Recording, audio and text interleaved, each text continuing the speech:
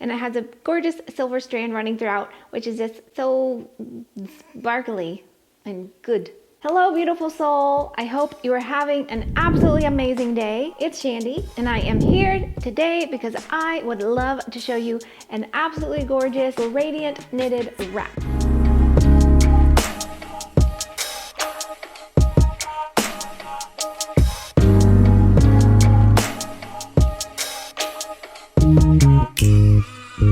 This wrap was designed for you by Chandi, and I love it so tremendously much because it is a gradient, and you know I love my gradients, but it also has little beaded tassels, which are so cute, and they actually run in the opposite color gradient that the knitted shawl does, so it is just a super cool, really unique look. This is a relatively simple design to make. I would say it's rated for the advanced beginner. It is predominantly knits and purls, and then it has some nice simple cables here as well. One of the really great things about this pattern is it's quite simple to memorize because the pattern repeats. And it's very cool because it actually starts here with a lighter blue and shifts very subtly into some darker blues, gray blues, into a near gray black color, and then it shifts back through all the colors back into the pale blue. Another thing that is really awesome too about this pattern is that the color changes are basically just big stripes of the colors, so you're only working with one color at a time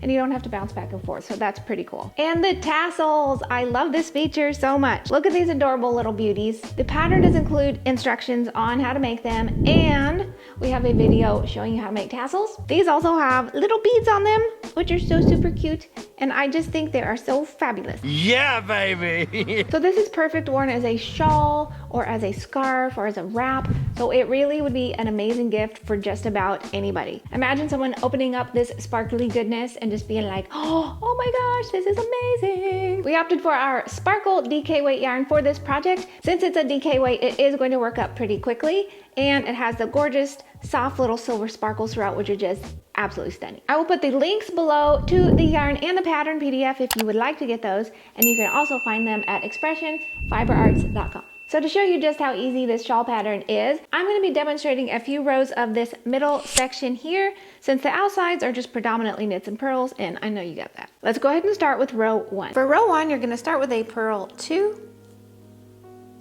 1, 2, then you're going to work a knit 8, 1, 2, 3, 4, 5, 6, 7, 8, and then you're going to purl 2 again, yarn to the front, purl 2, then yarn to the back, and you're going to knit 9, 1, 2, 3, 4, 5, 6, 7, 8, and 9. Yarn to the front, and you're going to purl 2 again. 1, 2. Now you're going to knit 8, purl 2. And if it helps you, you can put stitch markers between these sections. The pattern actually calls for that. So that's completely up to you. So we're going to finish our knit stitches, and then I'm going to end with a purl 2. I told you it was very easy. Now let's go ahead and do row 2, which is just as simple. Okay, for row 2, we're going to start with knit 2, 1 and 2, and then yarn to the front, and you're going to purl 8, 1 and 2 and 3, 4, 5, 6, and 7, and 8. Yarn to the back, and we're going to knit 2. We're basically doing the opposite of what we did on the previous row. Yarn to the front, and you're going to purl 9, 1, 2, 3, 4, and remember to slide your stitch markers if you have put them into your design. Just slide them as you come to them. All right, I'm going to knit 2. Now you're going to purl 8, 1, 2, 3, 4, 5, 6, 7, 8, and then you're going to knit 2, 1 and 2. And there you go. Row 3 is also quite doable. This is where we do our little cables, and I'm going to be showing you how to work the cables without a cable needle, which will speed up your process, and I think you're going to love it. Row 3, now we're going to do some cables. So we're going to start with a purl 2 for this section.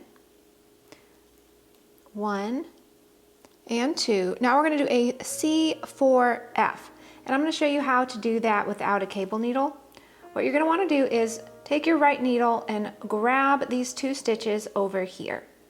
Now pinch these 2 stitches with your right hand and just slide them off of your left needle, holding them nice and tight.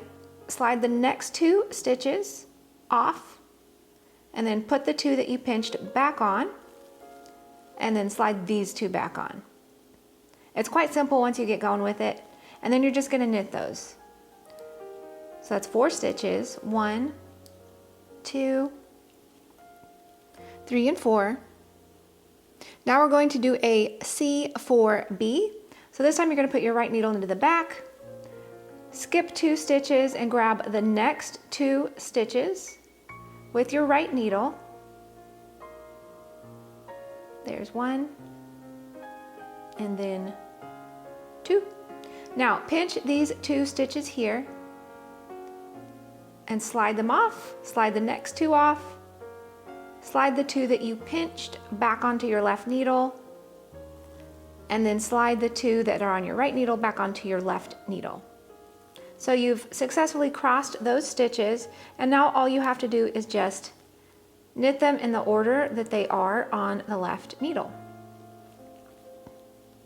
And that is how easy it is to do the cable cross. Once you've done that, you're going to bring your yarn to the front and purl 2. Now we're going to knit 9, and this is that beautiful little center section of the shawl.